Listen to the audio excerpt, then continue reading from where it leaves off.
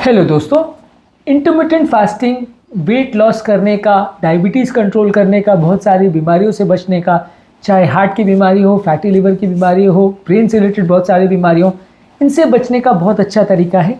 लेकिन जब कभी भी डायबिटिक पेशेंट्स में आप इंटरमिटेंट फास्टिंग प्लान करते हो तो आप उनको एटलीस्ट शुरुआती पीरियड में बहुत लॉन्ग ड्यूरेशन फास्टिंग के लिए एडवाइस नहीं करते हो। क्या है इसके कारण, आज जानने का प्रयास करेंगे और क्यों ये बहुत ज़रूरी है डायबिटिक पेशेंट्स में इंटरमिटेंट फास्टिंग को प्लान करने के लिए। आज इस बात को डिस्कस करेंगे। आज का टॉपिक डायबिटिक पेशेंट्स के लिए बहुत ज़्यादा इंपॉर्टेंट है, जिनको अपनी डायबिटीज़ रिवर्स करना है, और फास्टिंग प्लान करने वाले पेशेंट्स के लिए बहुत इंपॉर्टेंट है जो इंटरमिटेंट फास्टिंग डायबिटीज़ होते हुए प्लान करना चाह रहे हैं। ये टॉपिक उन सभी लोगों के लिए बहुत ज़्यादा इंपॉर्टेंट है। इसके अलावा यदि किसी व्यक्ति को कोई और बीमारी के लिए फास्टिंग करना है और साथ में डायबिटीज़ है तो भी ये टॉपिक आपके लिए बहुत ज़रूरी है, इसलिए इसे एंड तक देखिएगा। टॉपिक पर जाने से पहले जो लोग हमारे चैनल पर नए हैं उन्हें रिक्वेस्ट करूँगा कि चैनल को सब्सक्राइब करें, ताकि इंपॉर्टेंट और साइंटिफिकली करेक्ट इन्फॉर्मेशन के लिए आपको भटकना नहीं पड़े और आप मिस इन्फॉर्मेशन का शिकार ना हो जाए।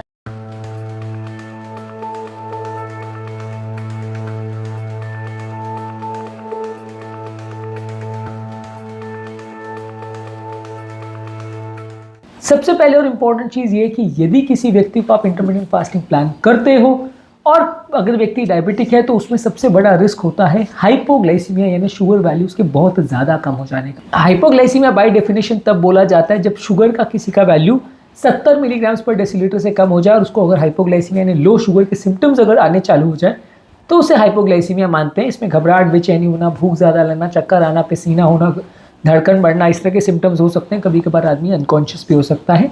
डायबिटिक पेशेंट के मैनेजमेंट में इसको एक बहुत इंपॉर्टेंट पैरामीटर माना जाता है, क्योंकि जब कभी भी किसी व्यक्ति को हाइपोग्लाइसीमिया होता है तो वो अक्सर घबरा जाता है, परिवार वाले घबरा जाते हैं, भर्ती करना पड़ता है। बाद में पेशेंट का कॉन्फिडेंस लेवल्स काफ़ी कम हो जाता है, वो दोबारा फास्टिंग करने से भी हेजिटेट करता है। तो यदि किसी व्यक्ति को आपने फास्टिंग के लिए इनकरेज किया और पेशेंट को चालू करने के बाद अगर हाइपोग्लाइसीमिया का एपिसोड हो जाएगा तो बाद में उसको फास्टिंग करवाना या उसको मैनेज करवाना काफ़ी मुश्किल होगा। रूटीन व्यक्ति में जब वो इंटरमिटेंट फास्टिंग करता है तो हाइपोग्लाइसीमिया नहीं होता, क्योंकि शुगर वैल्यूज उतनी ड्रॉप नहीं होती, आप एक कंट्रोल वे में फास्टिंग करते हो। लेकिन जब कभी व्यक्ति डायबिटिक हो तो उसके शुगर वैल्यूज ज़्यादा फ्लक्चुएट करते हैं, खासकर तब जब उसको बहुत सारी दवाएं चल रही हो। ऑब्वियसली जब शुरुआती पीरियड में आप डायबिटिक पेशेंट को रिवर्स करने के लिए दवाइयाँ के बदले अगर आप फास्टिंग अगर करवाओगे तो दवाइयाँ आप एक साथ में सारी बंद नहीं कर सकते। आप ऐसा नहीं कर सकते कि पेशेंट को आज आपने फास्टिंग चालू करा और सारी दवाइयाँ बंद कर दी, क्योंकि फास्टिंग का इफेक्ट किक इन होने में या उसको प्रॉपर लेवल पर आने में कई हफ्ते भी लग सकते हैं, महीनों भी लग सकते हैं। कभी कभार बहुत ज़्यादा इफेक्ट ना भी आए, बहुत लेट भी हो जाए, ऐसा भी हो सकता है। तो आप पहले दिन से तो सारी दवाइयाँ बंद नहीं कर सकते, नहीं तो शुगर वैल्यूज़ 300-400 पहुँच जाएंगे और पेशेंट का कंट्रोल बिगड़ जाएगा। तो आप वैसा करते हो कि थोड़ी दवाइयाँ कम करते हो और पेशेंट को फास्टिंग के लिए इंकरेज करते हो, पर साथ में ये ध्यान रखने की आवश्यकता है कि पेशेंट को हाइपोग्लाइसीमिया ना हो जाए।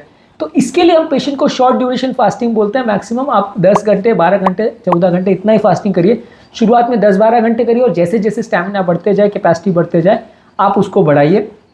इसका कारण यही है कि यदि आप पहले दिन से अगर पेशेंट को बहुत लंबे फास्ट के लिए बोलोगे और सीधा ही पेशेंट को बोलोगे 18 घंटे का फास्ट कर लो, तो उसकी दवाइयाँ मैनेज करना बहुत ज़्यादा मुश्किल हो जाएगा, क्योंकि सारी दवाइयाँ फिर एक साथ देनी पड़ेंगी। क्योंकि दवाइयाँ आप उनको जब फास्टिंग कर रहा है उस टाइम पे दे पाना बड़ा मुश्किल है, क्योंकि जब दवाइयाँ आप दोगे और पेशेंट फास्टिंग कर रहा है तो शुगर वैल्यू उस टाइम पे ज़्यादा ड्रॉप हो जाएगी, हाइपोग्लाइसीमिया हो जाएगा, पेशेंट का कॉन्फिडेंस कम हो जाएगा। और बाकी सारी दवाइयों को अगर आप एक साथ क्लब भी करते हो, मान लीजिए उसको 5 दवाइयाँ चल रही है, सबको एक साथ दोगे तो उस टाइम पे शुगर वैल्यूज़ बहुत कम हो जाएगा, क्योंकि सब दवाइयाँ जो है एक साथ फिर काम करना चालू करेगी। और हर दवाई में एक क्रेस्ट और एक ट्रफ फिनोमेना होता है, यानी कि एक पीक एक्शन होता है और फिर एक्शन कम होते जाता है। तो जब सारी दवाइयों को आप पास पास में 1-8 घंटे के गैप में अगर दे दोगे तो खाने के साथ जो उसका सिंक्रोनी होना चाहिए कि खाने के बाद जैसे शुगर बढ़े तो दवाई का एक्शन भी बढ़े, जैसे शुगर कम हो तो दवाई का एक्शन भी कम हो, वो बिल्कुल मेंटेन नहीं हो पाएगा। और हाँ, आपका शुगर वैल्यू जब ज़्यादा होगा तो दवाई का एक्शन कम होगा, जब शुगर वैल्यूज़ कम होगा तो दवाई का एक्शन ज़्यादा होगा, जिससे आपको कॉम्प्लिकेशंस होने का या प्रॉब्लम होने का या हाइपोग्लाइसीमिया होने का चांस बहुत बढ़ जाएगा। तो इसीलिए इनिशियल फेज़ में जब आप डायबिटिक पेशेंट्स में इंटरमिटेंट फास्टिंग करवाते हैं तो आप उनको इनकरेज करते हैं कि शॉर्ट ड्यूरेशन यानी 12 घंटे का फास्टिंग करिए, उसमें 2-4 महीने आदत डालिए। जैसे जैसे आपका डाइटरी चेंज होने लगेगा, जैसे जैसे आपका डायबिटीज़ रिवर्सल होने लगेगा, जैसे जैसे आपका वज़न कम होने लगेगा, हम धीरे धीरे करके 1 बाय 1 दवाइयों को कम करते जाएंगे।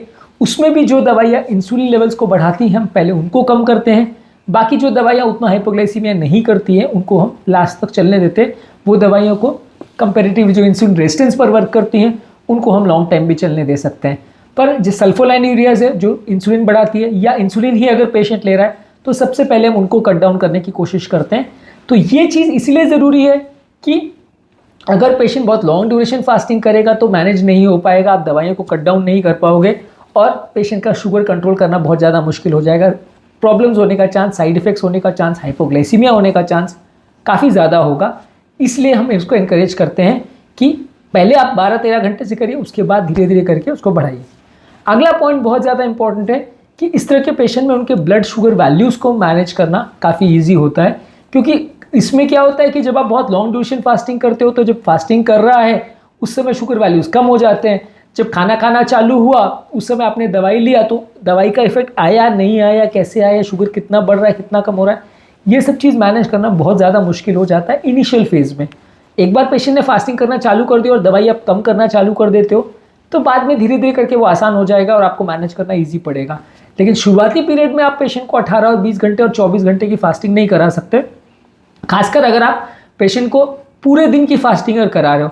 अब अगर पूरे दिन की फास्टिंग आप पेशेंट को करा रहे हो तो क्या आप पूरी दिन की दवाइयाँ बंद कर दोगे और क्या फिर अगले दिन आप डबल डोज दवाई ले लोगे? तो ये सब चीज़ें मैनेज करना बहुत ही मुश्किल पड़ता है। इसलिए ज़्यादातर डायबिटिक पेशेंट को शुरुआती, एटलीस्ट मेरी स्ट्रैटेजी ये रहती है कि शुरुआत 3 से 6 महीना आप उनको 12 घंटे की फास्टिंग कराइए। उसके बाद जैसे जैसे उसका कैपेसिटी बढ़ जाए, दवा कम होते जाए, 13 घंटा 14 घंटा ऐसे आप बढ़ाते जाइए, 1-1 घंटा बढ़ाते जाइए। फिर एक स्टेज ऐसा आएगा जब वो पेशेंट प्रॉपरली सब चीज़ मैनेज कर पाएगा, दवाइयाँ कम होते चली जाएंगी, तो हम इसे 16 और 18 घंटे भी ले जा सकते हैं। पर ये लेट स्टेजेस में होगा और वो भी तब जब पेशेंट अपना टारगेट्स लगभग अचीव करने पे आ जाएगा या पेशेंट अपना शुगर वैल्यूज़ को काफ़ी कम कर लेगा, दवाइयाँ को कम कर लेगा, तभी हम उस लेवल पर पहुँच पाएंगे। पर आप पहले दिन से अगर 16 और 18 और 20 घंटे का स्टार्ट करोगे तो मैनेज करना मुश्किल होगा, खासकर एडवांस डायबिटिक्स में। प्री डायबिटिक में या अर्ली डायबिटिक में उतना फ़र्क नहीं पड़ेगा क्योंकि वहाँ पे उतनी दवाइयाँ नहीं होती हैं। तो वहाँ पे आप अगर 16 घंटे भी करोगे पहले दिन से भी तो उतना मुश्किल नहीं होगा मैनेज करना, क्योंकि वहाँ पेशेंट को एक आध कोई दवा चल रही होती है और वो भी बहुत लो पावर की दवा होती है, तो उसमें फिर इतना फ़र्क नहीं पड़ता। पर जहाँ एडवांस डायबिटीज़ की बात हो रही है कि जहाँ पेशेंट 5-6 दवा पे है, साथ में इंसुलिन पर भी है, बहुत बार इंसुलिन ले रहा है, वहाँ पे आपको स्टार्ट स्लो ही करना पड़ेगा ताकि हाइपोग्लाइसीमिया नहीं हो, शुगर वैल्यूज़ मैनेज करना आसान हो, दवाइयों को मैनेज करना आसान हो। अगला इंपॉर्टेंट पॉइंट ये है कि ओवरऑल पेशेंट का न्यूट्रिशनल स्टेटस भी कॉम्प्रोमाइज़ नहीं होता यदि आप शॉर्ट ड्यूरेशन फास्टिंग करते हो। डायबिटिक पेशेंट में न्यूट्रिशनल इश्यूज़ होना, विटामिन मिनरल्स की डेफिशिएंसी होना, हेल्थ प्रॉब्लम्स होने का चांस थोड़ा ज़्यादा रहता है, क्योंकि ओवरऑल इनका बॉडी का मेटाबॉलिज्म थोड़ा गड़बड़ रहता है बहुत सारे डायबिटिक पेशेंट्स का।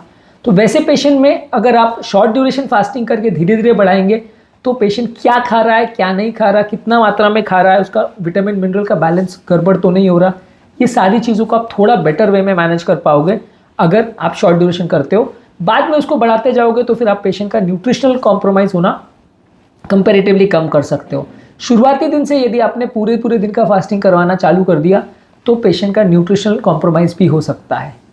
इसके अलावा आप इनिशियल फेज में शॉर्ट ड्यूरेशन इसलिए कराते हो कि ताकि इंसुलिन रेजिस्टेंस धीरे धीरे करके कम हो जाए। इंसुलिन रेजिस्टेंस को आप राइट फ्रॉम डे वन अगर आपने बहुत लॉन्ग ड्यूरेशन करा और वो बहुत जल्दी ड्रॉप हो गया तो आपको चीज़ें मैनेज करना मुश्किल होगा, दवाइयों के डोजेस मैनेज करना बड़ा मुश्किल होगा।